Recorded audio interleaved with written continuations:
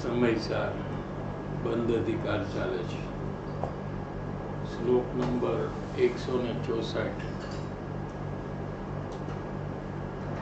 એના ઉપર ગુરુદેવ શ્રી પ્રવચન, પેજ નંબર 40. બંધન જીવને કેમ થાય છે એ વિષય આ શ્લોકમાં આચાર્ય ભગવાને લીધો છે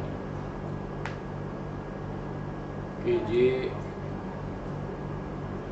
જ્ઞાન પર્યાય રાગમાં ઢળતી હતી, રાગને જાણવા કાઢવું. રાગ એટલે કોઈ વસ્તુ ગમે એવો જે ભાવ, એ રાગ. એ રાગને જાણવા કાઢે, રાગમાં પોતાપણું કરવા માટે, રાગમાં કરતાપણું કરવા માટે ઢળતી હતી. જે પર્યાય વર્તમાન દશામાં રાગમાં એકત્વ કરતી હતી, તે બંધનું કારણ છે. અંદરમાં જે રાગનો ભાવ છે એ જ્ઞાન ભાવથી ભિન્ન છે, જુદો છે. પણ અજ્ઞાની એનાથી અજાણ હોવાથી પોતે જ્ઞાન સ્વરૂપી છે એમ અજાણ હોવાથી રાગને જ પોતાનું સ્વરૂપ માને છે અને રાગમાં પોતાપણું કરે અથવા રાગનું કાર્ય મારું છે એમ કરતાપણું કરે. એનું નામ વર્તમાન દશામાં રાગમાં એકત્વ કરવું એમ કહેવામાં આવે છે. પણ જે પર્યાય એકત્વ કરતી હતી તે પર્યાય એટલે તે દશા ત્યાં રહી, પણ એના પછીની જે અવસ્થા છે તે અંતરમાં જ્ઞાન સ્વભાવમાં જ્યારે ઢળી ત્યારે સમ્યક દર્શન થયું અને ત્યારે બંધન અટકી ગયું અથવા સંવર પ્રગટ થઈ ગયું. એ એક સમ્યક દર્શન અબંધનું કારણ છે. રાગમાં એકત્વ કરવું તે બંધનું કારણ છે. આત્મામાં એકત્વ કરવું તે સમ્યક દર્શન અને અબંધનું કારણ છે. ક્યાંક તો પોતાપણું આ જીવ કરશે જ, કેમ કે પોતે છે એમ બધાના અનુભવમાં આવે છે. જો અંદરમાં તપાસે કે હું છું કે નહીં, તો એમાં એમ જવાબ આવશે કે હું છું, પણ હું કોણ છું એ સંબંધમાં ભૂલ થાય છે. હું છું એ સંબંધમાં ભૂલ નથી. દરેક જીવને એમ લાગે છે કે હું છું, કોઈને એમ લાગે છે કે હું નથી. પણ હું કોણ છું એ વિષયમાં ભૂલ અનાદિકાળથી થઈ રહી છે. હું જ્ઞાન સ્વરૂપી છું એમ અનુભવથી ખ્યાલમાં જ્યાં સુધી ના આવે ત્યાં સુધી હું રાગ અને શરીર સ્વરૂપે છું એ મટતું નથી, ટળતું નથી.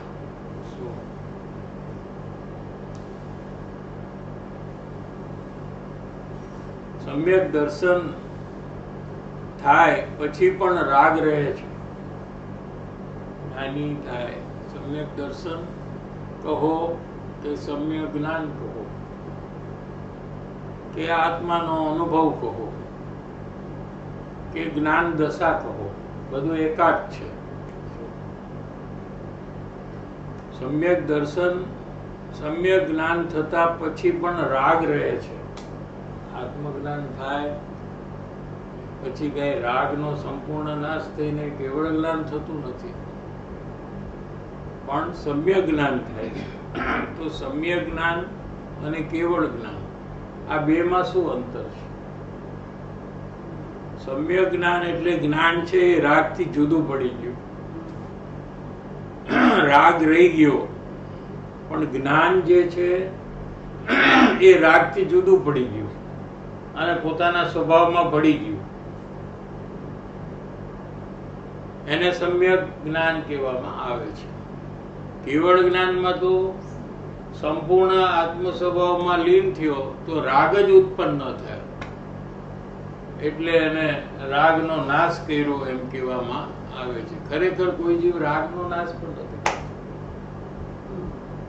પર વસ્તુનું તો કઈ કરી જ ન શકે, પણ રાગનો નાશ પણ જીવ નથી કરતો. એ તો પોતાના જ્ઞાન સ્વભાવમાં જાય એટલે રાગ ઉત્પન્ન જ નથી થતો,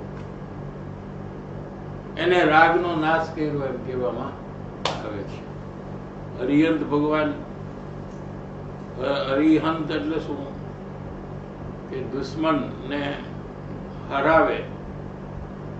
શું? હરિ એટલે દુશ્મન, હંત એટલે એનો નાશ કરે, એને અરિહંત કહેવાય છે.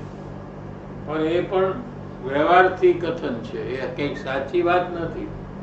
ખરેખર તો પોતાના સ્વરૂપમાં સ્થિર થઈ જાય સંપૂર્ણપણે, એટલે રાગ ઉત્પન્ન જ ન થાય, એને રાગનો નાશ કર્યો એમ કહેવામાં આવે છે. સમ્યક જ્ઞાન થયા પછી પણ રાગ રહે છે. જ્ઞાનીને પણ રાગ છે, એના લીધે એને કિંચિત બંધન પણ છે. જ્ઞાનીને પણ બંધન, જેટલો રાગ છે એટલું બંધન થાય છે. એટલે ચોથા ગુણસ્થાને 3 કષાય બાકી છે એટલે વિશેષ બંધન છે. 5મા ગુણસ્થાનની અપેક્ષાએ 5મા ગુણસ્થાનમાં ઓછું બંધન છે ચોથા કરતા. પહેલામાં અનંત બંધન છે. બધા જીવ અજ્ઞાની છે એ બધા પહેલા ગુણસ્થાનમાં છે, સમજાય છે? એને અનંત બંધન હરેક વર્તમાન ક્ષણમાં અનંત બંધન જ થાય. એમાંથી જ્યારે આત્મજ્ઞાન થાય ત્યારે સીધું ચોથું ગુણસ્થાન આવે, પહેલેથી 4th સ્ટાન્ડર્ડમાં આવી જાય. અને એનાથી પણ જ્યારે આત્મસ્થિરતા વધે ત્યારે 5મ ગુણસ્થાનમાં પ્રવેશ કરે છે. તે રાગ ઘટતો જાય છે, ગુની થાય તો હજી પણ ઘટતો જાય છે, અને અંતે કેવળ જ્ઞાનની પ્રાપ્તિ થાય છે. કિંચિત રાગ છે એટલે બંધન પણ છે જ્ઞાનીને, અલ્પ બંધન છે. દુઃખ પણ છે. જેટલો રાગ છે એ બળતરા કરે છે અંદરમાં. શું કરે? અગ્નિ છે એ બાળે, એમ રાગ છે એ દા છે, અગ્નિ છે. એ અંદરમાં આકુળતા, દુઃખ આપે છે. જ્ઞાનીને પણ, અજ્ઞાનીને પણ એ દુઃખ આપે છે, પણ એ ટેવાઈ ગયો છે. ગુરુદેવ દાખલો આપતા હતા, જમશેદપુરની ટાટા સ્ટીલની જે ફેક્ટરી છે એમાં તો સ્ટીલ છે એનું પાણી થઈ જાય એટલી ગરમી ફર્નસમાં. બહુ મોટા મોટા ફર્નસ હોય, એમાં તો સ્ટીલનું પાણી થઈ જાય, એટલી બધી ગરમી, 1000 ડિગ્રી હશે ગરમી. એમાં ઉંદર છે એ જીવે, એવા ઉંદર હોય છે એની અંદરમાં, એ જીવે ત્યાં, અને એમાંથી એને બહાર કાઢો તો મરી જાય.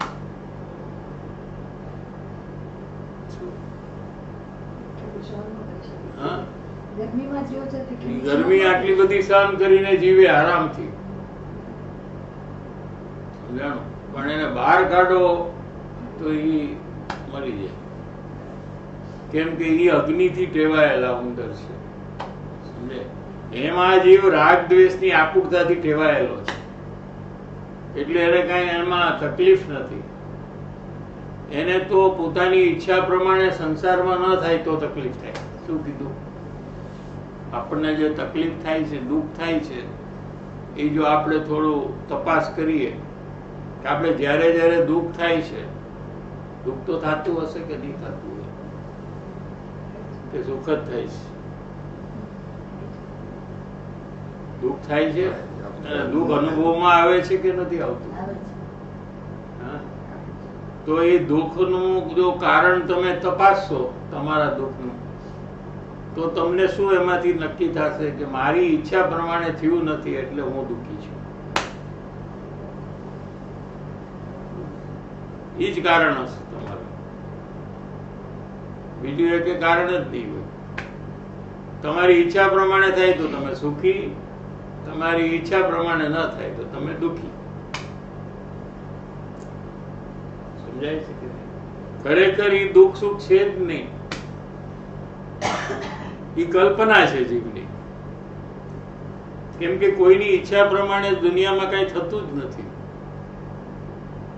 એ જીવ કલ્પના કરે છે કે મેં આમ કીધું ને આને કેમ ન કીધું, એટલે એને આકુળતા થાય, તકલીફ થવા માંડે. જ્યાં સુધી કરે નહીં ત્યાં સુધી એને બધી કોશિશ કરે એને સમજાવવાની કે કરો કરો કરો, પણ તોય જો ન કરે તો એને અંદરમાં તકલીફ થયા વગર રહેતી નહીં.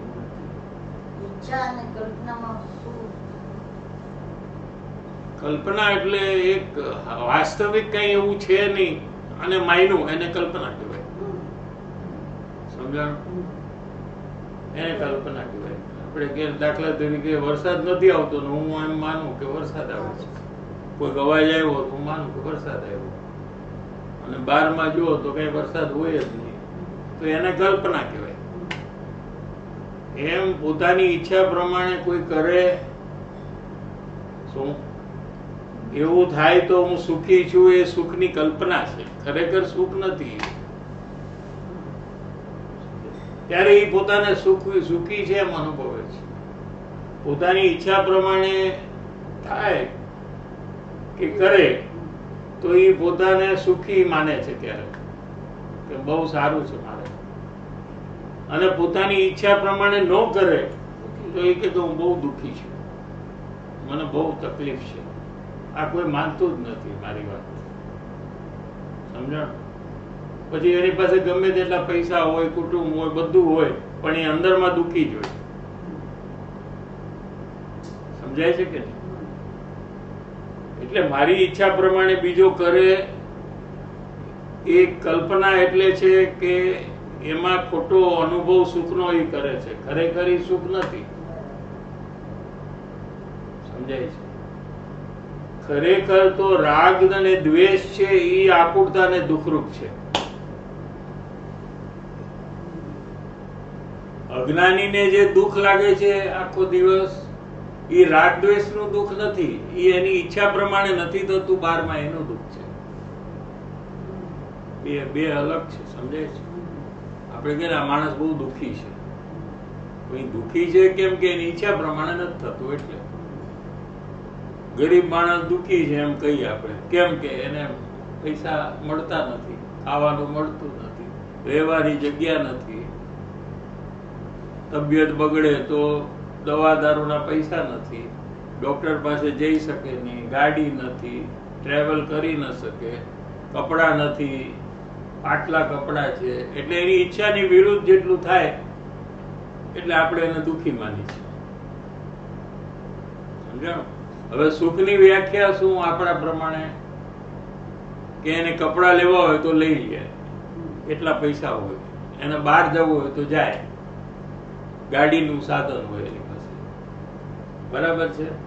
એટલે એની ઈચ્છા પ્રમાણે જે જે કરવું છે એ જયારે કરે ત્યારે એ માને કે હું સુખી છું, ને બીજા એને માને કે આ સુખી છે, બહુ સુખી છે. એમ કે ને આપણે ભાઈ છે ને એ બહુ સુખી છે. બહુ સુખી નો અર્થ આ બધું છે, એની ઈચ્છા પ્રમાણે એને મળે છે. અને બીજા ભાઈને કે આ ભાઈ બહુ દુઃખી છે, બહુ જ દુઃખી છે. કેમ? તો એનો અર્થ આપણે આમ સમજવાનો, આત્માનું સુખ છે એમ નહીં સમજવાનું. એને બહુ સુખી છે એટલે એને આત્મામાંથી સુખ અનુભવમાં આવી ગયું, આત્મજ્ઞાન થઈ ગયું, એમ નથી. બહુ સુખી એટલે એની ઈચ્છા જ પ્રમાણે એને બધું મળી જાય છે. ઘણું બધું તો કોઈને મળે નહીં આ દુનિયામાં. સમજાય છે? અને પોતાની ઈચ્છા પ્રમાણે ન મળે તો એ કે આ બહુ દુઃખી છે બિચારો, એમ કે. સમજાણું? સુખ દુઃખ નું આપણું ડેફિનેશન એ હાવ ખોટું છે, આખી કલ્પના જ છે. સમજાય? કેમ કે સામેનો પર્સન કે વસ્તુ એ આપણી ઈચ્છા પ્રમાણે કદી કરતી જ નથી, ક્યારે પણ નથી કરતી. પણ ક્યારે આપણી ઈચ્છા હોય અને એ એવું જ કાર્ય કરે, એવું ક્યારે થાય કે આપણા પુણ્યનો ઉદય હોય ને ત્યારે થાય. એને પુણ્યનો ઉદય કહેવાય. લ્યો, પુણ્યનો ઉદય કોને કહેવાય અને પાપનો ઉદય કોને કહેવાય એ સમજવાનું. આપણે જે પુણ્ય કર્યા છે પેલા આઈંદા, અત્યારે આપણે સત્સંગ કર્યું તો કયો શું ભાવ બંધાય? પુણ્ય બંધાય છે. આવી રીતે આપણે પુણ્ય જે બાંધ્યા ઘણા, બરાબર છે, એનું ફળ આવશે ક્યારેક આગળમાં જઈને. ક્યારે આવશે કે આપણે કોઈક ઈચ્છા કરશું કે આને આમ કરવું જોઈએ ને એ એમ કરશે. આપણે ઈચ્છા કરશું કે મારે ફરવા જવું છે અને ફરવા જવા મળશે. આપણી ઈચ્છા પ્રમાણે થાય ત્યારે સમજવું કે આપણા પુણ્યનો ઉદય છે. સમજ્યા? આપણી ઈચ્છા પ્રમાણે ન થાય તો સમજવું કે આપણા પાપનો. એમાં સામેવાળાનો કઈ વાંક જ નથી. ન્યાય સમજાય છે? આ અપેક્ષા કેવી રીતે અંદરમાં તૂટે એનું વિજ્ઞાન. જો આપણે આ કર્મનું વિજ્ઞાન ખબર પડી જાય તો આપણે અપેક્ષા ન રહીએ કે સામેવાળો હું કહું એમ કેમ નથી કરતો. એ ક્યાંથી કરે? તમારા પાપનો ઉદય ચાલુ છે એટલે એ નહીં જ કરે. એ સિદ્ધાંત ખબર પડી ગયો ત્યારે, તો ત્યારે પછી સામેવાળો નહીં કરે તો એ તમને બહુ આકુરતા નહીં થાય. ઠીક, આપણા પાપનો ઉદય છે એટલે એને કરવાનું નહીં જ થાય એને. અને આપણા પુણ્યનો ઉદય હશે તો એ કરશે. પણ એમાં બી આપણા પુણ્યનો ઉદય છે એટલે કરે છે. સમજાય છે? એ પુણ્ય પાપ આપણે કર્યા છે. આપણે પ્રતિ સમય પુણ્ય પાપના ભાવ કરી રહ્યા છીએ. એનું બંધન થઈ રહ્યું છે. હવે એનું ફળ આવી રહ્યું છે. ચાલુ જ છે. નવું બાંધીએ છીએ અને જૂનાનું ફળ આવે છે. એ 24 કલાક ચાલુ છે આ કાર્યક્રમ.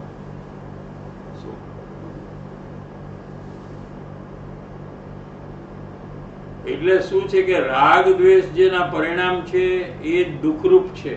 આપણે અહીંયાથી વાત લીધી.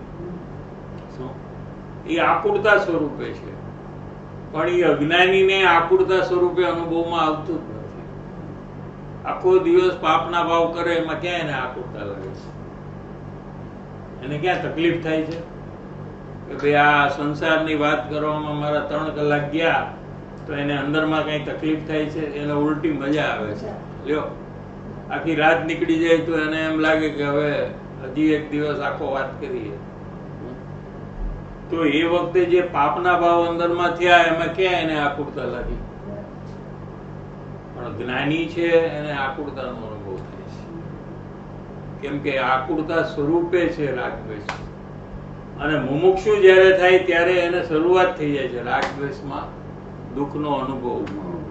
એટલે એ પાપની પ્રવૃત્તિ આપોઆપ એની ઘટી જાય છે. કેમ કે પાપના કારણે વધારે દુઃખ થાય છે, પુણ્યના કારણે ઓછું દુઃખ થાય છે. પણ બંને દુઃખરૂપ ભાવ છે. સમજાય છે કે આમ છે? અને જ્ઞાની છે તો એને હરેક સમયે જે રાગ છે એમાં એને આકુરતાને દુઃખનો અનુભવ છે. એટલે જ એને ભેદ વિજ્ઞાન ચાલે છે. એનાથી ભિન્ન પડવાનો સતત પ્રયાસ, એનું નામ ભેદ વિજ્ઞાન. એટલે એને તકલીફ, આપણને કંઈક તકલીફ પડે એટલે આપણે શું કરીએ? દાખલા તરીકે આમ બેઠા હોય પગ આમ નીચે રાખીને, અત્યારે આપણને થોડીક વાર થાય તો તકલીફ થાય તો આપણે શું કરીએ? આ બાજુ ભલે આ બાજુ પગ મૂકીએ. આમ હોય તો આમ થઈ જાય. કરી છે ને આપણે? કેમ કે તકલીફ થાય એટલે એને તરત જ એનો ચેન્જ કરે, તકલીફમાંથી છૂટવાનો ભાવ કરે, છૂટવાનો પ્રયાસ. દરેક જીવ તકલીફમાંથી છૂટવાનો પ્રયાસ સતત કરી રહ્યો છે. બહુ ઠંડી લાગે તો શું કરે?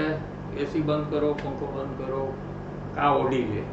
બહુ ગરમી થાય તો શું કરે? ક્યાં છે? કેમ પંખો બરાબર નથી? જોરથી મૂકો, એસી જોરથી કરો, કેમ નથી? વધારો. કેમ કે કોઈ જીવને દુઃખ સહન કરવું જ નથી.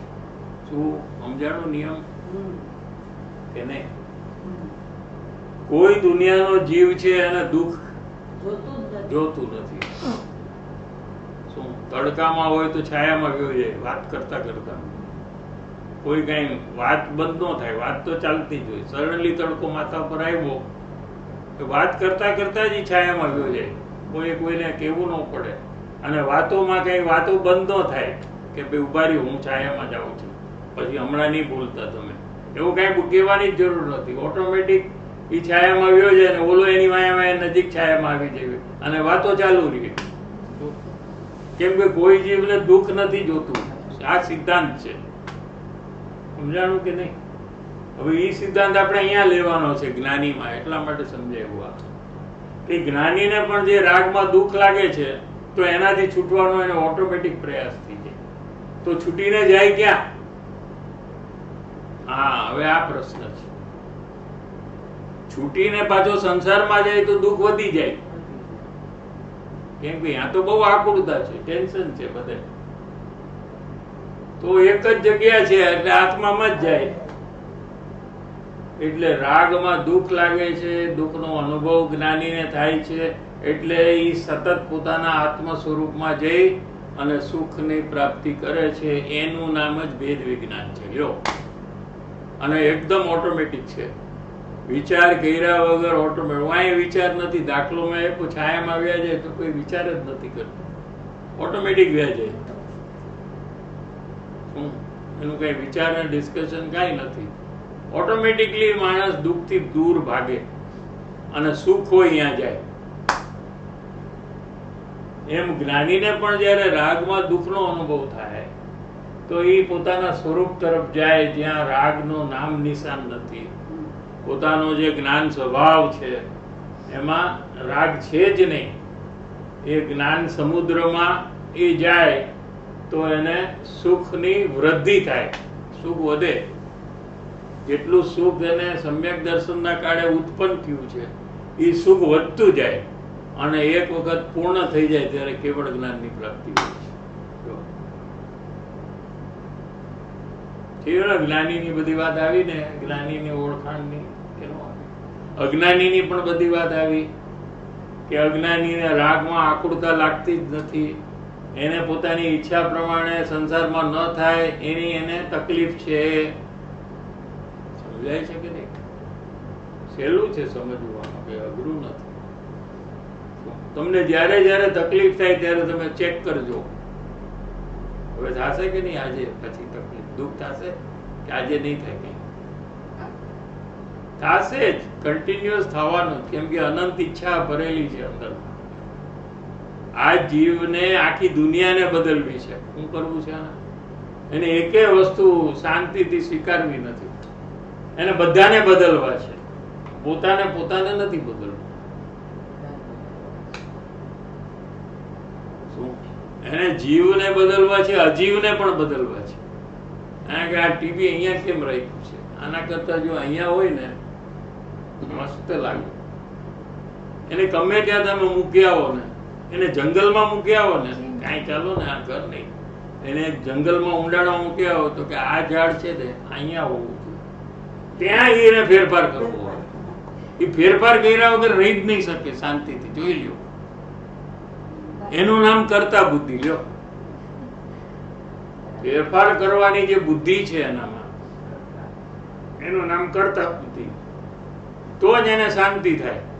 જે એની ઈચ્છા છે એ પ્રમાણે થાય ને તો એને શાંતિ થાય.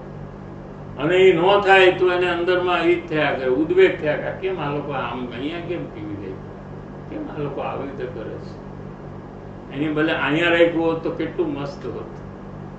સમજાય? એ એક ને થાય, પછી એના જ ઘરની એની જ બાયડી હોય એ કે ના અહીંયા નહીં, આ બાજુ હોવું જોઈએ. હવે માણા કરે શું? બધાની ઈચ્છા પ્રમાણે કરે. કેવી રીતે થાય? 5 મિનિટ આ બાજુ મૂકે ને 5 મિનિટ આ બાજુ મૂકે, એવું તો ન થઈ શકે ને. એટલે કોકની ઈચ્છા પ્રમાણે થાય તો કોકની ઈચ્છા વિરુદ્ધ જ થાય. તો જેની ઈચ્છા પ્રમાણે થાય એ માને કે હું સુખી છું, ને જેની ઈચ્છા વિરુદ્ધ થાય એ માને કે હું દુઃખી છું. હવે કરવું શું? સમજાણ? તમે કાંઈ બી કરો તો કોકને પ્રોબ્લેમ છે અને કોકને સારું લાગશે. તો કરવું શું ઈ કયો? એટલે જ જ્ઞાતા દશા થઈ જવું, કાંઈ કરવાનું નહીં, જાણનાર દેખનાર થઈ જાવ, જે જેમ છે એમ ભલે રહ્યું, મારે કોઈને બદલવું નથી, મારે કાંઈ કરવું નથી. કરવાનો ભાવ છે એ મરવાનો ભાવ છે. શું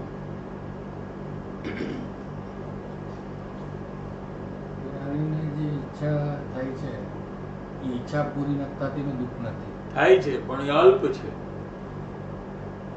જે રાગ દ્વેષનું દુઃખ છે એ વધારે છે, કારણ કે ક્યાં કેવળ જ્ઞાન નથી થયું ને જ્ઞાનીને.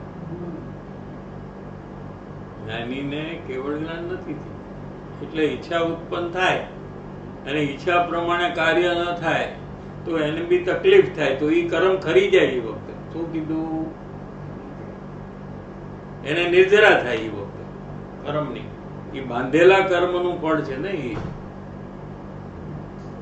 કે નહીં? એ તો પહેલા આપણે નક્કી કર્યું ને, પોતે પાપ અને પુણ્ય કરે છે એનું ફળ આવે. બરાબર છે? તો જ્ઞાનીને પણ અજ્ઞાન દશામાં પહેલા પુણ્ય પાપનું બંધન કર્યું છે ને, કે નહીં? પછી આત્મજ્ઞાન થયું. ગુરુદેવ 32 વર્ષે સમ્યક દર્શન થયું. કેટલા? 32 વર્ષ. તો 32 વર્ષ પહેલા અજ્ઞાની હતા ગુરુદેવ, અને અજ્ઞાનીને જેવું બંધન થાય એવું જ એમને બંધન થતું. 32મે વર્ષે સમ્યક દર્શન થયા પછી બધા કર્મનો ઉદય આવે કે ન આવે, એનું ફળ, એ ફળ આવે એ અજ્ઞાની જેવું જ આવે 12માં. જ્ઞાનીને જે ફળ આવે 12માં એ અજ્ઞાની જેવું હોય, કેમ કે અજ્ઞાન દશામાં બાંધ્યું છે. સમજાય છે ન્યાય? કૃપાળુદેવને 24મે વર્ષે સમ્યક દર્શન થયું તો 24 વર્ષ પહેલા અજ્ઞાની હતા, અનંત બંધન કરતા હતા, અનંત અનુબંધી કસાય હતો. પછી આત્મજ્ઞાન થયું 24મે વર્ષે, તો પછી એ બધા બાંધેલા કર્મનું ફળ આવે. એટલે તો એમને રોગ થયો છેલ્લે. એ ક્યારે બાંધ્યું કર્મ? અજ્ઞાન દશામાં બાંધ્યું છે કર્મ. આત્મજ્ઞાન થયા પછી કર્મ બંધન નથી. ન્યાય સમજાય છે કે નહીં? જે રોગ આવ્યો એમને છેલ્લે, એ પૂર્વ કર્મ એટલે અજ્ઞાન દશામાં બાંધેલું કર્મ. પછી ગમે તે બહુમાં બાંધ્યું હોય પૂર્વમાં, પણ આત્મજ્ઞાન થયા પછી નહીં. એટલે એમને એક ભવ છે, એક ભવ તારી છે. શું કહેવાય છે એમને? એક જ ભવ બાકી છે. અત્યારે સ્વર્ગમાં છે શ્રીમદ રાજચંદ્ર, ત્યાંથી નીકળીને મનુષ્ય થઈને મોક્ષમાં આવ્યા જશે. સમજણ કે નહીં? એક ભવ બાકી રાખ્યો. તમે વિચારો કે 24 વર્ષ સુધી અનંત બંધન થતું હતું. અનંત બંધનમાં અનંત ભવનું, ભવમાં જાય એટલું બંધન. હવે અનંત ભવમાંથી એક જ ભવ બાકી રહ્યો, તો બાકીના ક્યાંય ગયા? કે 24 વર્ષથી 34 વર્ષ, 10 વર્ષમાં બધાય કર્મ ખપાવી નાખ્યા. એવો પુરુષાર્થ કર્યો એમને અંદર. અનંત ભવમાંથી એક ભવ કરી નાખ્યો 10 વર્ષમાં. શું કરતા કરતા? વેપાર કરતા કરતા અને કુટુંબનું કાર્ય કરતા કરતા પુરુષાર્થ કર્યો છે.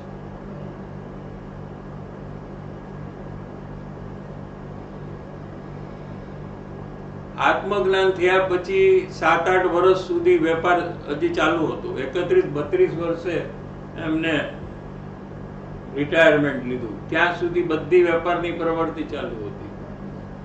આત્મજ્ઞાન થયા પછી એમને 2 પુત્ર પુત્રી થયા છે. આત્મજ્ઞાન થયા પહેલા 1 પુત્ર અને 1 પુત્રી થયા છે. શું? એટલે કુટુંબની પ્રવૃત્તિ પણ ચાલુ હતી, વેપારની પ્રવૃત્તિ પણ ચાલુ હતી.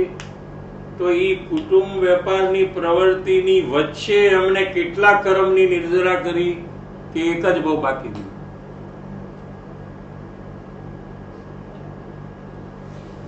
સમજાય છે? એટલે બહારનું ગમે તે પ્રવૃત્તિ છે આ જીવને રોકી નથી શકતી. જીવની તાકાત છે કે ગમે તે પરિસ્થિતિમાં એ કર્મની નિર્જરા કરે જો એ જ્ઞાની હોય તો, અથવા ગમે તે પ્રવૃત્તિમાં એ આત્મજ્ઞાનને પ્રાપ્ત કરી શકે છે. પણ આ જીવને કરવું નથી એટલે એ કાર્ય થતું નથી.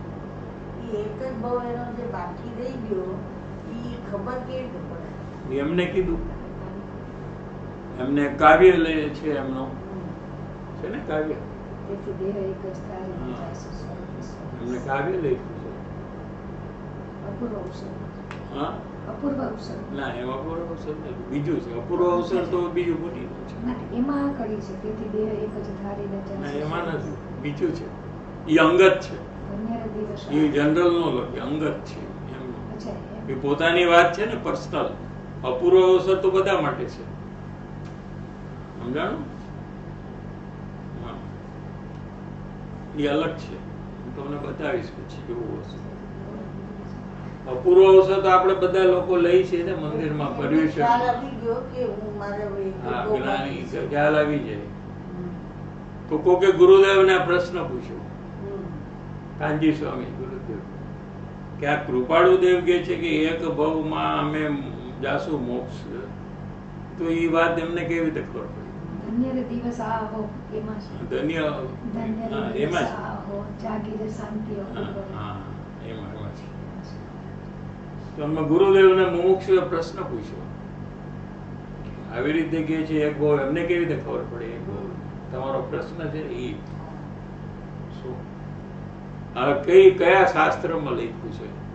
ક્યાંક લખ્યું હોય કે તો કયો? તો ગુરુદેવે કીધું કે જરાય પણ તમે શંકા નહીં કરતા, જે પણ કૃપાળુ દેવ કહે એ પરમ સત્ય. કોઈ પણ જ્ઞાની જે કહે એ પરમ સત્ય હોય તો જ કહે, નહીતર ન કહે. આમ ગુરુદેવનો જવાબ હતો. બરાબર છે. અંગત ડાયરેક્ટ છે. એમાં મીન મેખ નો ફરક નથી, એમ એમને શબ્દ કીધું. આટલો બી ફરક નહીં. એ કલ્પના જ નહીં કરતા કાંઈ બી તમે, આ જ સાચું છે એમ માનજો. આમ કીધું છે ગુરુદેવે. બે મેળા નથી હો એકબીજાને. શ્રીપદ રાજચંદ્ર અને કાનજી સ્વામી બે એકબીજાને મેળા નથી. ગુરુદેવ 11 વર્ષના હતા ત્યારે શ્રીમદ રાજચંદ્રનું મરણ થઈ ગયું, સ્વર્ગવાસ થઈ ગયો, અને બે એકબીજાને મળ્યા જ નથી. પણ એક જ્ઞાની બીજા જ્ઞાનીને ઓળખી જાય છે અને એની વાતની યથાર્થતા છે એ એમને સમજાઈ જાય છે. એક અજ્ઞાની હોય એ જ્ઞાનીને, એટલે જ્ઞાની સામે હોય તો જ્ઞાનીને ગુસ્સો આવે એવી રીતે દેખાય છે અજ્ઞાનીને. તો છે ને આટલા બધા દાખલા તો આ ભરત ચક્ર છોડ્યું.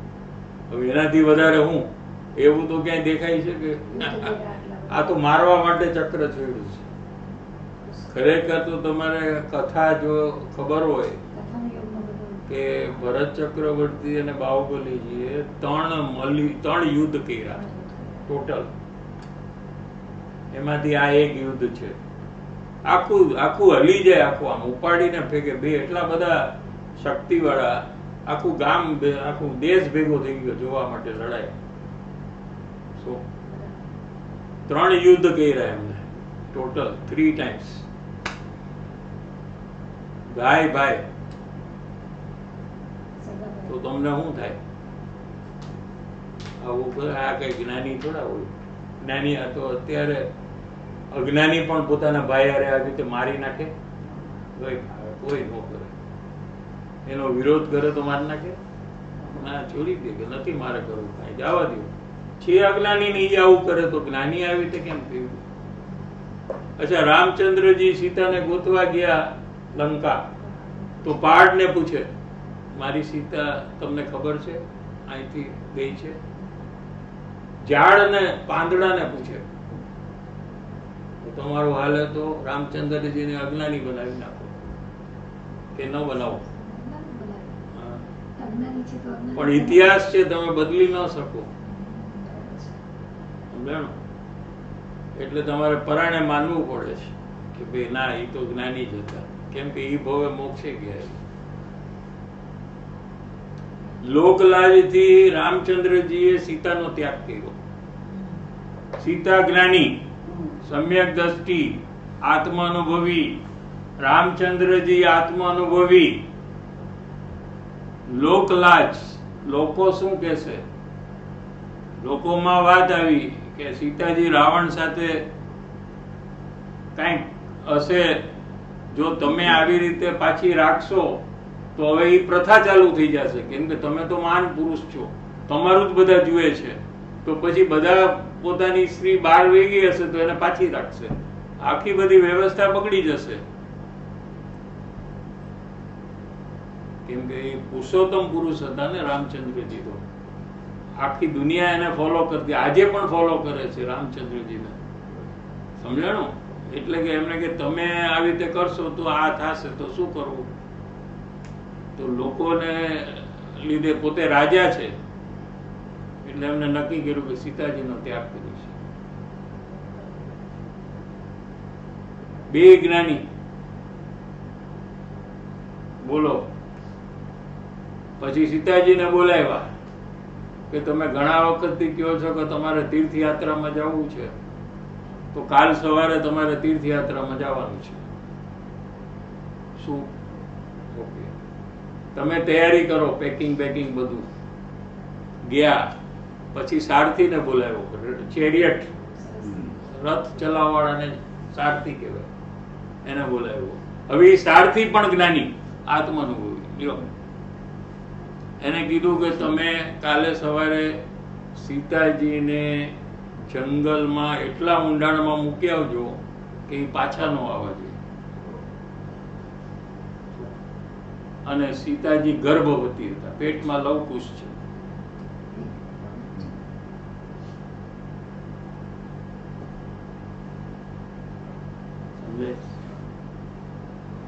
સીતાજીને ઉતાર્યા જંગલમાં છેલ્લે, તો સીતાજીએ એમ વિચાર્યું કે એક સંદેશો મોકલાયો સારથી ભેગો કે તમે રામચંદ્રજીને કહેજો કે ભલે મારો ત્યાગ તમે કર્યો પણ ધર્મનો ત્યાગ નહીં કરતા.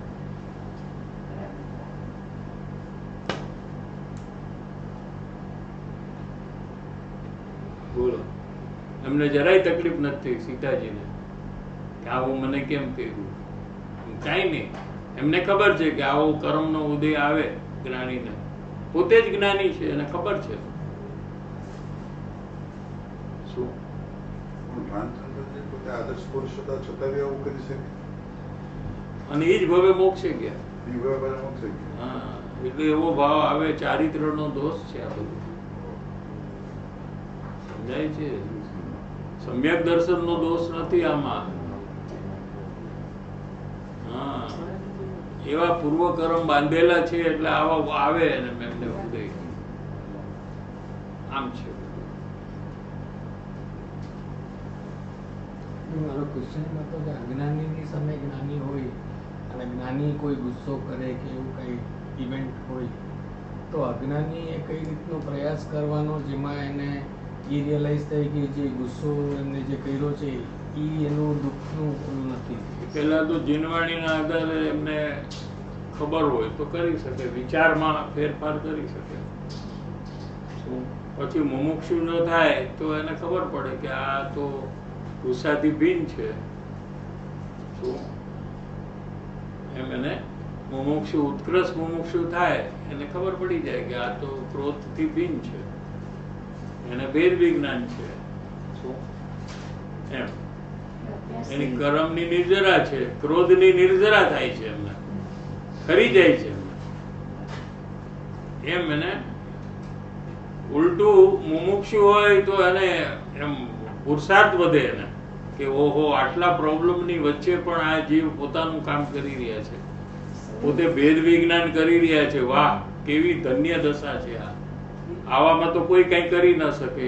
એવા પ્રસંગમાં પણ આ કેવી રીતે પોતે અલગ રહે છે, અલિપ્ત રહે છે અંદરથી, એ જોઈને એને મુમુક્ષુ હોય એને બહુ ભાવ આવે, બહુમાન વધે એને બહુમાન વધે. દાખલા તરીકે એમ ખબર પડે કે શ્રેણી રાજા નરકમાં છે, આટલી બધી પ્રવૃત્તિની વચ્ચે એ ભેદ વિજ્ઞાન કરે છે અને આત્માનો અનુભવ કરે છે. એવું જો આપણને ખ્યાલમાં આવે તો આપણને શું થાય કે વાહ, આ તો મારી ચોળાના શાકની જેમ કાપે છે શરીરને, તો એ આમને તો અંદરમાં ભેદ વિજ્ઞાન છે. આપણે તો જરાક કીડી ચટકો મારે તો આપણું ધ્યાન આમાંથી નીકળીને આમાં વહી જાય છે. હું આવ્યું તું સત્સંગમાં ગયું, એટલું ધ્યાન નથી રહેતું. નાનકડા કઈક ઇસ્યુ આવે છે તો આપણું ધ્યાન આમાંથી નીકળી જાય છે, આપણું ત્યાં ભટકે છે. આ કેવી રીતે કરે છે આવા પ્રસંગમાં? એટલે જ્ઞાનીનું અંતર જેને ખબર પડે એને તો બહુ જ્ઞાની પ્રત્યે બહુમાન જ વધે. પણ અંતરંગ જે ઓળખતા નથી એમને બધા પ્રશ્ન થાય છે કે આવું કેમ કર્યું, આવું તો અજ્ઞાની પણ ન કરે, એવું એને અંદરમાં થયા કરે છે. થોડો પ્રથમાનુયોગ એટલે ઇતિહાસ, જો એનો અભ્યાસ કોઈ થોડો કર્યો હોય તો એને ખબર પડી જાય કે આવા બધા ઉદય તો બધા જ્ઞાનીઓને આવે જ છે. શું એમાં બી મોક્ષની પ્રાપ્તિ કરે છે, એવો પુરુષાર્થ કરે છે, એ ધન્ય છે.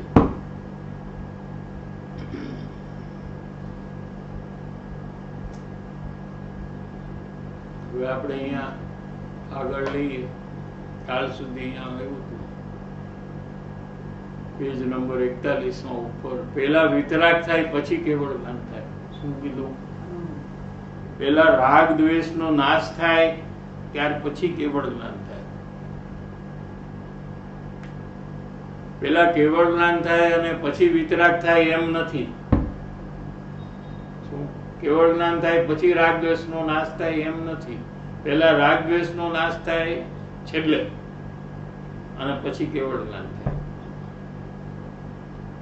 કેમ કે રાગ દ્વેષ છે એ આત્મઘાતી ભાવ છે, આત્માની હિંસા કરનારો છે, પોતાના આત્માની. શું એટલે સંપૂર્ણ રાગ નો નાશ થાય તો કેવળ જ્ઞાન થાય.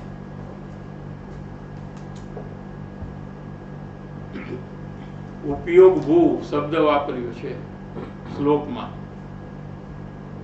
જોયું? જ્ઞાન પર્યાય ભૂમિ એની છે ને. જ્ઞાન જે છે અંદરમાં જ્ઞાન ભરેલું છે, શક્તિ રૂપે અનંત જ્ઞાન ભરેલું છે. આપણે જે જ્ઞાન ગુણ છે ને આપણામાં, આપણે જાણી રહ્યા છીએ તો એ જ્ઞાન ગુણ નું કાર્ય છે. કોનું છે કામ? તો એ જ્ઞાન ગુણ માંથી જ્ઞાન આવે છે, સામેથી જ્ઞાન નથી આવતું, અંદરથી બહાર આવે છે. શું કીધું? આપણા પોતામાં જ્ઞાન થાય છે એટલે આપણને એ વસ્તુનું ઓળખાણ થાય છે. બહારની વસ્તુથી મને જ્ઞાન નથી. એટલે આપણે અત્યારે જીનવાણી સાંભળી છે એટલે આપણે એમ નક્કી કરી છે ને કે મને જ્ઞાન થાય છે આનું. સમજાણું પણ જ્ઞાન સમજાણું એને જ નામ જ્ઞાન. હા, એ સમજણ કોને આધારે થઈ? મારા જ્ઞાન એની બદલે આપણે માની જઈશું સામેની વસ્તુને વસ્તુ આધારે. નથી.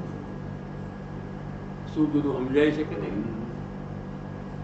IPL માં સામે વાળાએ સિક્સર મારી એટલે આપણને ખબર પડે કે નહીં? જ્ઞાનથી ખબર પડે. જ્ઞાનથી ખબર પડે, પણ એને મારી એટલે ખબર પડે કે આપણને ખબર પડે અને એ એની મેળે મારે, બે એક સાથે છે. શું કીધું?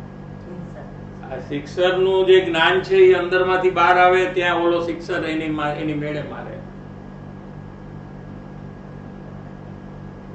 અઘરું છે.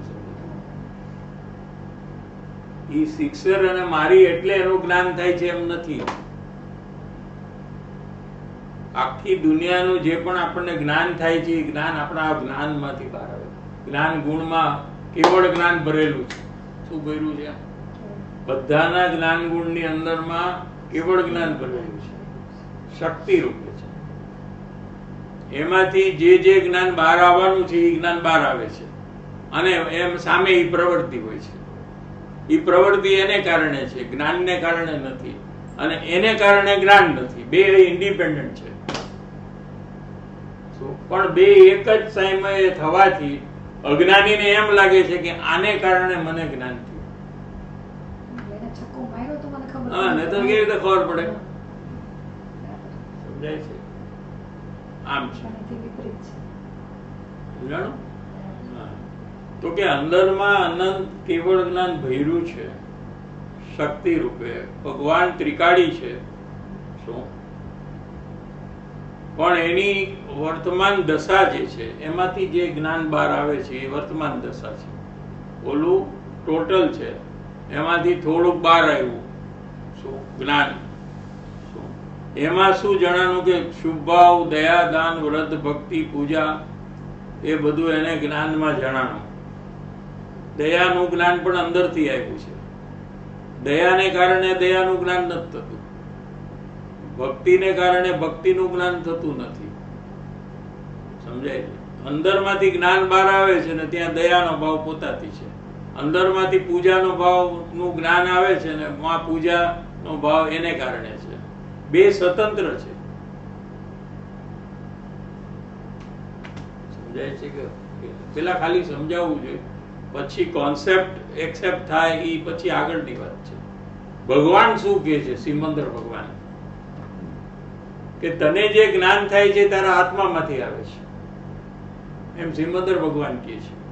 સામેની વસ્તુને કારણે નથી આવતું.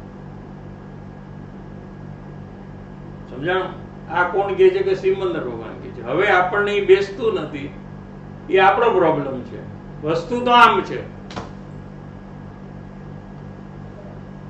એટલે દાખલાથી સમજાવ્યું આપણે કે ભાઈ જો એક શિક્ષક ટીચર એક છે તો બધા કેમ ફર્સ્ટ નંબર નથી આવતા? કોક ફર્સ્ટ નંબર આવે છે ને કોક 35% લાવે છે ને કોક ફેલ થાય છે. તો એમાં શિક્ષકે શું કર્યું?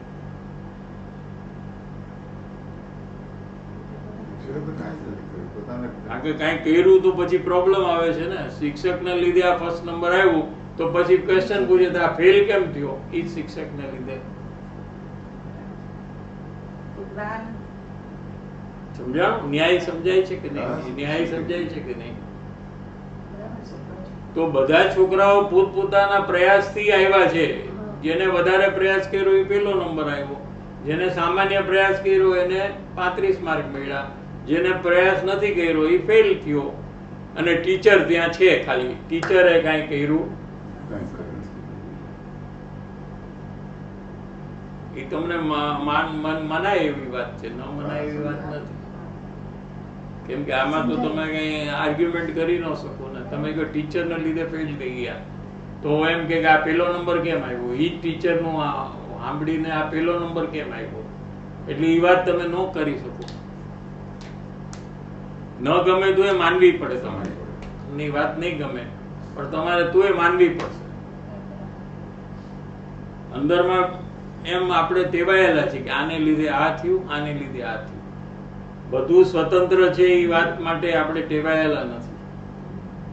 સમજાણું? હા, આપણે આને કારણે ઓલું થયું, ઓલાને કારણે આ થયું, આને લીધે ઓલું થયું. આપણે કાંઈ બી થાય તો કારણ ગોતીએ છીએ. કેમ થયું? શું થયું? શેને કારણે થયું? આપણે ગોત્યા વગર રહેતા નથી. પણ એ સાચું કારણ છે જ નહીં. કોઈ દિવસ એ સાચું કારણ હોય જ નહીં. હકીકતમાં કોઈ કારણ નથી નથી, બધા એને મેચ જ થતું હોય છે. હા, આપણે કારણ ગોતીએ છીએ. આપણે કારણ ગોતી છે ને આપણે કે આને લીધે આ થયું. બીજાને લીધે કોઈ વસ્તુ થતી નથી. દરેક વસ્તુ પરિવર્તનશીલ છે, બદલાયા જ કરે છે. એટલે નિરોગી હોય તો એને રોગ થાય, ને રોગ હોય તો રોગ મટી જાય, તો પછી રોગ રહિત થઈ જાય. એમ એનું પરિવર્તન દરેકમાં ચાલુ છે શરીરમાં. શું?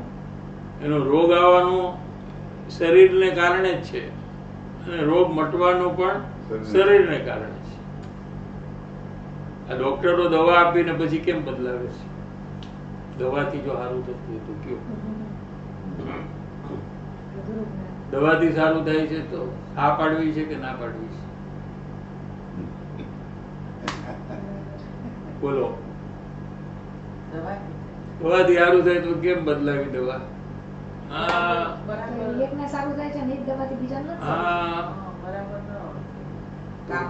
તો કામ કેમ ન કર્યું? બરાબર, દવાથી થતું હોય તો દવા તો ખાધી તો થવું જોઈએ ને કામ. એટલે શું આવ્યું કે તમારી તાસીરથી સારું થાય છે, દવાથી નથી થતું. તમારી તાસીરને જે દવા અનુકૂળ આવે છે નિમિત્તમાં Correct. એનાથી સારું થાય છે. એટલે જ ડોક્ટરો બદલા કરે દવા, પછી એક દવા સેટ થઈ જાય, પછી કે આ, કારણ કે ડોક્ટરને તાસીર ખબર નથી ને. ડોક્ટરને દવાનું જ્ઞાન છે, તાસીરનું જ્ઞાન નથી. તાસીર સમજાય છે? હા, તાસીર. હા, સમજાય છે. એટલે તાસીર એ જ ઉપાદાન, એનાથી જ કામ થાય છે. એ જ આખું જીનવાણી આ જ કે છે, દરેક વસ્તુ પોતાનું કાર્ય પોતાથી કરે છે એની તાસીર પ્રમાણે, અને સામે એક નિમિત્ત હોય છે. સમજાણું? સમજાય. એટલે આને સારું થવાનું હોય તો દવા બરાબર સેટ જ થઈ જાય તાસીર પ્રમાણે, અને જ્યારે સારું ન થવાનું હોય ત્યારે એ દવા સેટ જ ન થાય. પછી એ નહીં ડોક્ટર બીજી દવા આવે તો સેટ થઈ જાય. લ્યો, એટલે ડોક્ટરે એમાં કાંઈ નથી. ઘણી વાર ડોક્ટર બદલાવો તો સેટ થાય, ઘણી વાર એ નહીં ડોક્ટર બીજી દવા આપે તો સેટ થઈ જાય. પણ એ શું છે કે તાસીર, એને ઉપાદાન કહેવાય જીનવાણીમાં. લ્યો, ઉપાદાન. અને ઓલું બીજી વસ્તુ છે ડોક્ટર, એને નિમિત્ત. દવાને નિમિત્ત, તાસીરને ઉપાદાન કહેવાય. એમ જીવની એક તાસીર છે, પૂતગલ શરીરની પણ એક તાસીર છે. સમજાણું? આ શરીરનું તો સમજાઈ ગયું ને. હવે જીવનું કહું તો ભાઈ કોઈ જ્ઞાની ઉપદેશ આપે તો આને એની તાસીર નથી એવી ડેવલપ થઈ કે એને અસર કરે ઉપદેશની, અને બીજો જે જીવ છે એની ડેવલપ થઈ ગઈ છે પોતાને કારણે, તો એને તરત જ અસર કરીને એ ધર્મમાં આગળ વધી જાય છે. એ તો પોતે અંદરમાં ડેવલપ કરે તો પોતે આગળ વધી શકે. તારો ઈ જવાબ છે ને. શું? એને જ્ઞાન ઉત્પન્ન કર્યું તો એને જ્ઞાનમાં ખબર પડી એને કે આ છે.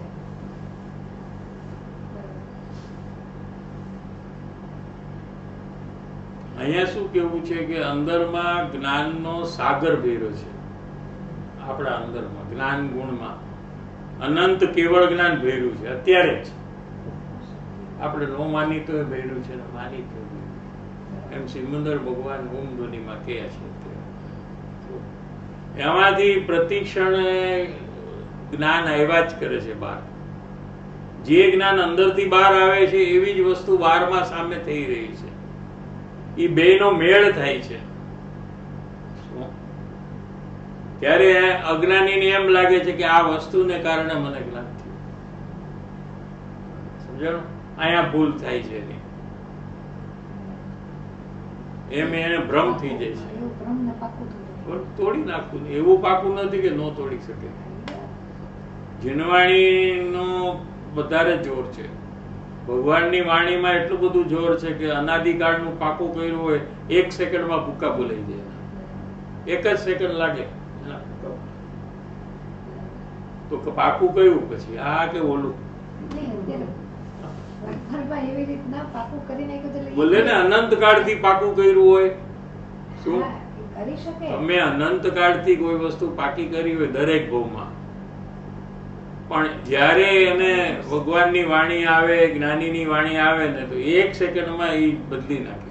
બદલવામાં 1 સેકન્ડ. તમે વિચારો કે એક ઘર બંધ છે, એકદમ પડદા નાખેલા છે, અંદર ઘોર અંધારું છે ઘરમાં, અને 2 વર્ષથી આવી રીતે બંધ છે. કેટલા? 2 વર્ષ પછી તમે અંદર આવ્યા ને લાઈટ ખોલી તો કેટલી વાર લાગે અજવાળું થતા? કેમ 2 વર્ષ તો થાય ને. 2 વર્ષથી અંધારું છે તો 2 વર્ષ નો થાય? 1 જ સેકન્ડ. એમ જ્ઞાન થવામાં 1 જ સેકન્ડ. 1 જ સેકન્ડમાં બધું સમજી જાય આ જીવ, અને અનંત કાળની ભૂલ છે એને મટાડી નાખે 1 જ જોરમાં. એવી આ જીવની તાકાત છે. ભગવાન ત્રિકાળી છે, જ્ઞાન સ્વરૂપી છે. એની અવસ્થામાં, એની વર્તમાન દશામાં શુભ અશુભ ભાવ જે થાય છે એમાં એકત્વ કરે છે. આ મારો ભાવ છે એમ શુભ અશુભ ભાવમાં એકત્વ કરે છે. એ જ મિથ્યાત્વ બંધનું કારણ છે. આ બંધનું કારણ છે. એ બેને ભિન્ન રાખે તો એને બંધન ન થાય. એ બેને એક કરે એટલે બંધન થાય છે.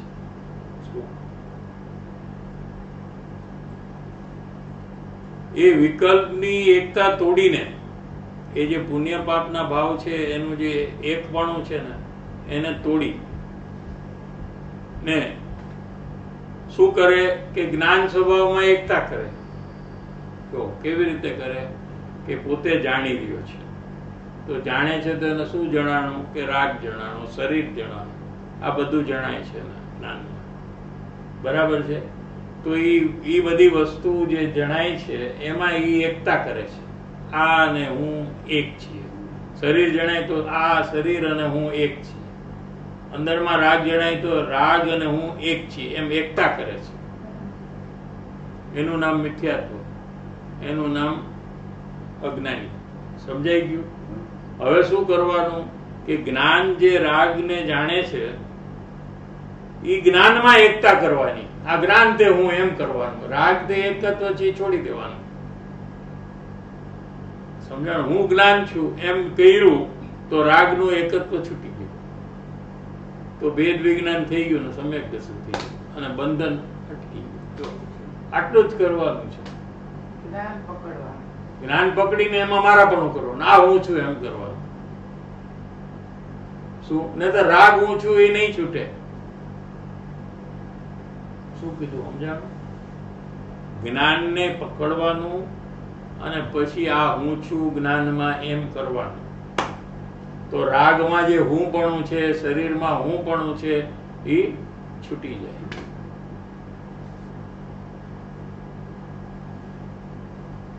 એક મિનિટ છે. તો સમ્યક દર્શન છે એ અબંધનું કારણ છે. પછી થોડો રાગ જ્ઞાનીને છે એ બંધનું કારણ છે, પણ એને ગૌણ કરીને બંધ નથી એમ જીનવાણીમાં કહ્યું છે. કોઈ સર્વથા એકાંત માની લે કે જ્ઞાનીને બંધન જ નથી તો કે એમ નથી, અને અલ્પ બંધન તો છે. ભાગ્ય વિના સત્ય વસ્તુ કાને પડવી મુશ્કેલ છે. શું કીધું સમજાણું? આ વાત, આ શબ્દ કાને અથડાય છે અત્યારે.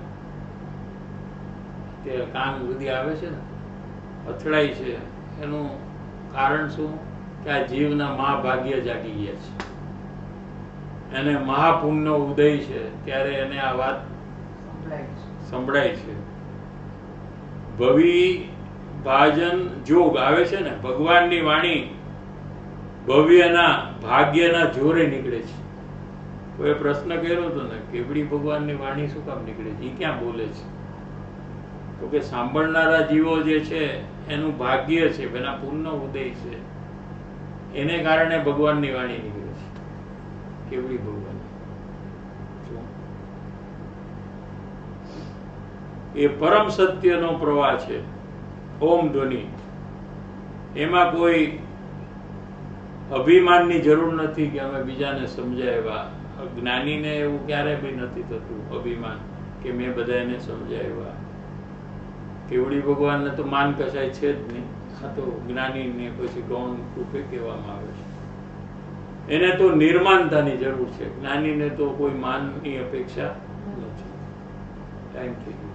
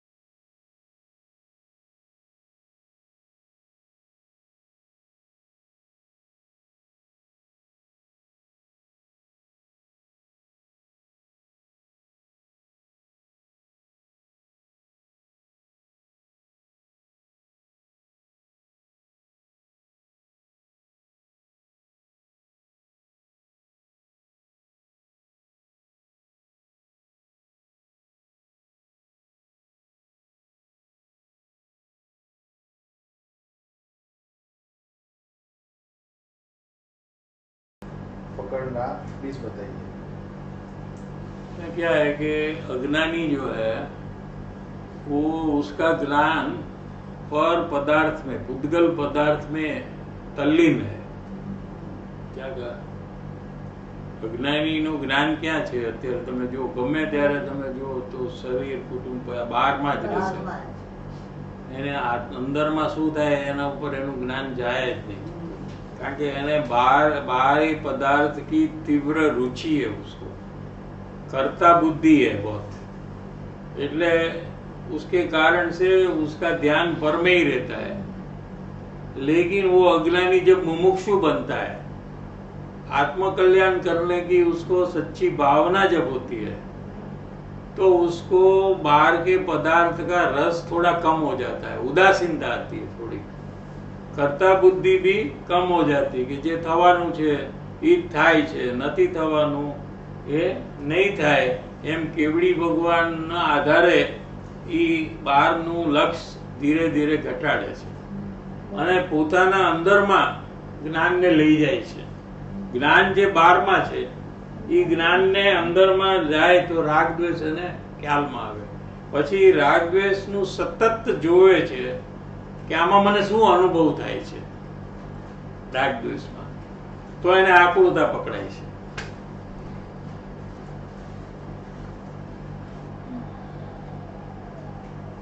राधिका भाई, कुछ राग और इच्छा ऐसे रहते हैं जिसमें प्रयास भिन्न रहने का चलता है, लेकिन कुछ राग ऐसे रहते हैं जिसमें दुख लगने के बावजूद भी भिन्न नहीं रह पाती हूँ और उसमें मैं मिल जाती हूँ, तो वहाँ पे कैसे प्रयास करना? नहीं, वो क्या है कि कोई कोई राग जो है उसके रुचि थोड़ी ज़्यादा है, तो वहाँ भिन्न रहने का प्रयास निष्फल जाता है। राग तो कोई पर वस्तु के निमित्त से होता है ना, अंदर में राग जो होता है तो उसमें बाहर कोई वस्तु, तो बाह्य वस्तु की रुचि है ये भी हमें तपासना चाहिए। हमको सब कार्य में समान रुचि नहीं है, अमुक में ज़्यादा है, अमुक में कम है, तो जहाँ जहाँ आपको प्रयास नहीं चलता है तो वहाँ वहाँ आपको तपासना कि बाहर में वो प्रवृत्ति में आपकी रुचि ज़्यादा है तो उसको मिटाना चाहिए वो प्रवृत्ति को। देखिए एग्जाम्पल लेंगे तो समझेगा। कोई बोले कि वैसा तो मैं प्रयास बराबर करता हूँ, लेकिन जब मैं खाना खाता हूँ ना तभी मेरा प्रयास नहीं चलता है। एग्जाम्पल में लिखो, ये खाना खाने के टाइम में नहीं हो रहा है, मैं खो जा रहा हूँ खाने के स्वाद में, तो उसका मतलब कि तुमको खाने में बहुत रुचि है, बराबर है। बीजो एम कैसे कि मैं खाने के टाइम में तो बहुत अच्छा प्रयास कर सकता हूँ, हाँ, लेकिन मैं जब सीरियल देखता हूँ ना तब मेरा प्रयास नहीं चलता है, तो आने सीरियल ની रुचि છે, ઓલાને ખાવાની रुचि છે, એટલે બધાની અલગ અલગ છે रुचि। એ પહેલા આઈડેન્ટિફાઈ કરવી જોઈએ પોતે કે મને શેની रुचि બહુ છે કે જેમાં મારો પ્રયોગ જ ન ચાલે, મારી જાગૃતિ જ ન હોય, હું બધું ભૂલી જાઉં કે હું કોણ છું, એમાં रुचि વધારે છે। જેમાં હું જાગૃત રહી શકું કે હું તો જાણનાર છું, હું તો આત્મા છું, હું તો જીવ છું, તો એમાં આપણી रुचि ઓછી છે। આમ रुचिને પકડી શકાય, બરાબર છે। તો એ એક પ્રવૃત્તિને અલગ કરીને એમાં પ્રયાસ કરવો જોઈએ કે ભાઈ આ પ્રવૃત્તિમાં મારો પ્રયોગ નથી ચાલતો, તો મારે આમાં સક્સેસ થવું જ છે, ગમે તે થાય હું આ પ્રવૃત્તિને જીતીશ, એમ પોતાની દ્રઢતા વધારીને એ પ્રવૃત્તિમાં જોર વધારે કરે તો એ રસ તૂટી જાય અને પછી એ પ્રવૃત્તિમાં પણ એ કરી શકે। આમ છે, જીવની તાકાત બહુ છે, रुचि तो पकड़ाई જ જાય છે। रुचि पकड़े ने जीवनी ताकत ने फोरवे, પોતાને ચેલેન્જ કરે કે હું કરીને બતાવીશ, આ મને શું રોકવાનું, આ કોણ મને રોકનાર અને મને નરકને નિગોદમાં મારે જવું પડે આને લીધે, એને હું એલાવ જ નહીં કરું, ઈ કોણ, એમ કરીને પોતાને ચેલેન્જ કરે તો પોતાનું આખું જોર બહાર આવે, એમાં ઓલું ભસ્મીભૂત થઈ જાય, બાપસી ભવન થઈ જાય, ખતમ. કોઈ ટકી ન શકે એની સામે, જીવની તાકાતની સામે.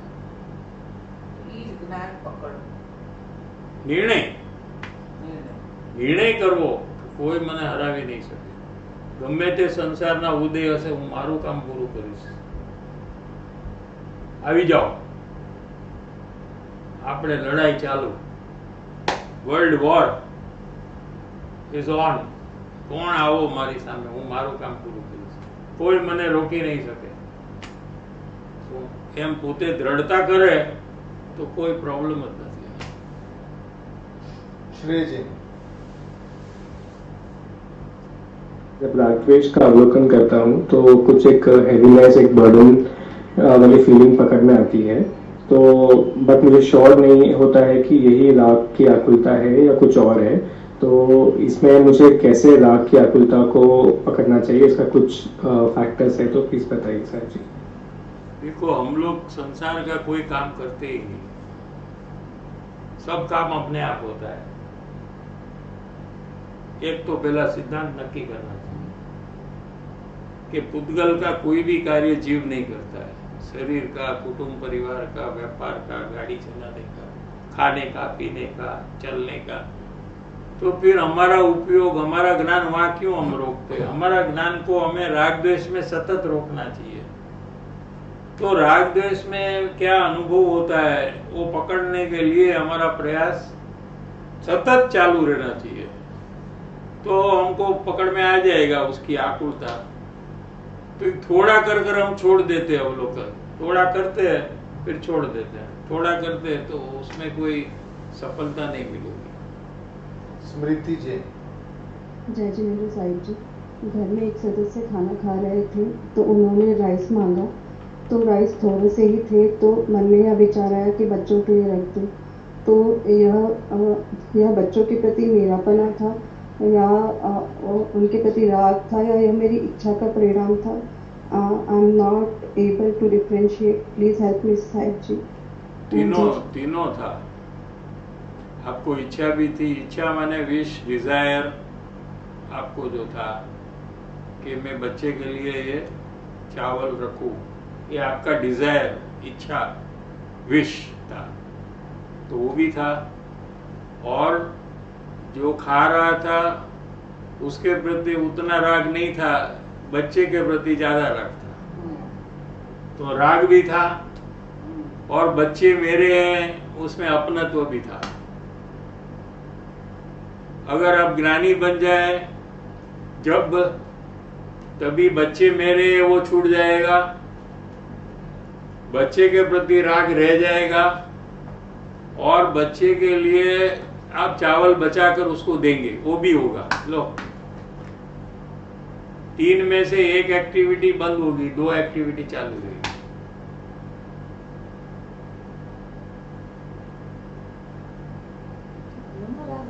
बच्चे के लिए रखो और उनके कम राग है ना, उनके लिए राग नहीं है. उसके लिए रखो. हाँ, बच्चे के लिए राग है ना. तो उनके लिए राग होता तो बच्चे भले भूखे रहे, उनको दे देगा ना.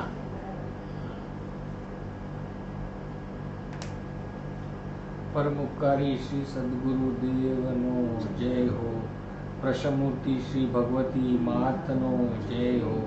सनातन जैन धर्मनो जय हो. त्रिकालवर्ती पंच परमेष्ठी भगवंतोनो जय हो. सर्वे ज्ञानी धर्मात्माओनो जय हो. भगवान श्री कुंद कुंद आचार्य देवनो जय हो.